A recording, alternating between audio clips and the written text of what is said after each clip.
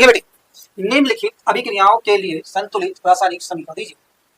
बेटे देखो, पहले तो उसका संतुलित और रासायनिक समीकरण दोनों, यानी रासायनिक समीकरण लिखनी है और उसको क्या करना है, संतुलित करना है। तो बेटे आज हमने इसी को लिया है जो हमने बेसिक में पढ़ा था, आज उसी का हमें हमारा भी टेस्ट है और आपका भी टेस्ट है बेटे आज, क्योंकि अभ्यास प्रश्न वही दिए हैं और मैंने आपसे वादा किया था कि जितनी भी आप केमिस्ट्री पढ़ेंगे मेरी बेसिक से, वो आपकी पूरी केमिस्ट्री को सोल्व कर देगा, ठीक है ना। चलिए तो बेटे देखते हैं, पहला calcium hydroxide plus carbon dioxide, ठीक है ना। कैल्शियम को किससे दिखाते हैं बेटे, फर्स्ट देखो यहाँ पर लिखेंगे Ca, हाइड्रोक्साइड को किससे दिखाते हैं, OH। ये तो देखो हमने यहाँ पे लिखा है, यहाँ से देखिए इसने क्वेश्चन दिया हमने यहाँ पे, लेकिन हमें सूत्र बनाना है। तो मैंने बताई थी इसकी संख्या कितनी होती है हमारी, 2।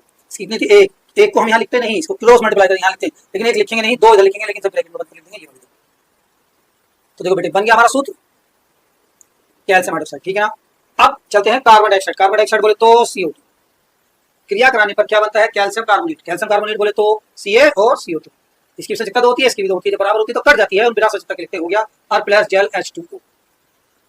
क्लियर हो गया। तो यहाँ तक की बात आपको समझ में आ रही है कि यहाँ तक हमने पढ़ा था। अब कुछ बच्चे कह रहे होंगे, जो नए बच्चे होंगे, वो कह रहे होंगे दो, ये दो कहां से लगा रहे सर, ये तो मैं समझ में नहीं आया। प्यारे प्यारे बच्चों, मैं आपको बताना चाहता हूँ, इसी के लिए आपको मेरी बेसिक केमिस्ट्री की जो प्ले लिस्ट है, 7 प्ले लिस्ट में बेसिक केमिस्ट्री मैंने 7 तक पढ़ाई है, प्लीज उसको देख लीजिए। आपको 10th 11th 12th कभी फिर केमिस्ट्री पढ़ने की जरूरत पड़ेगी ही ना। डिस्क्रिप्शन में उसका लिंक है, जाके प्ले लिस्ट में जरूर देख लें, और आपको 1 मिनट लगेगी ऐसे सूत्र बनाने में, कोई नहीं है। जो बच्चे पढ़ रहे हैं उनसे पूछो, वो अपने आप बता देंगे कि यहाँ पर क्या मजा आता है। चलिए बेटे, तो मैं कहाँ से लिख रहा था ये आपको बता देगा। तो बेटे हम क्या करना है, आपको संतुलित करना है। संतुलित मतलब देखेंगे तो देखो बेटे, मैंने बताया इसकी 2 क्यों इसमें भी है ना, तो ये ऐसे होगा, कैल्शियम O2H2 होगा, ठीक है ना, O2H2 होगा, ठीक है। चलते हैं, तो देखो कैल्शियम का यहाँ पर 1 है, तो यहाँ पर भी 1 है, बहुत बढ़िया।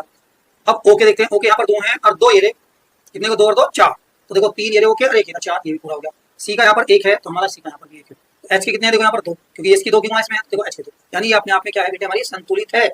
क्लियर हो गया, नहीं आए समझ में, एक और बात समझो, कोई परेशानी नहीं है बेटे, ये समझो कि ये 2 है, उसकी 2 क्यों इसमें भी है और इसकी 2 में भी, मतलब ये है OH ऐसे लिखा हुआ है, ये 2 बार लिखा हुआ है, तो समझ में आ जाएगी। तो देखो ओके कितने हो, पहले सी का देखो, सी का 1, ठीक है ना।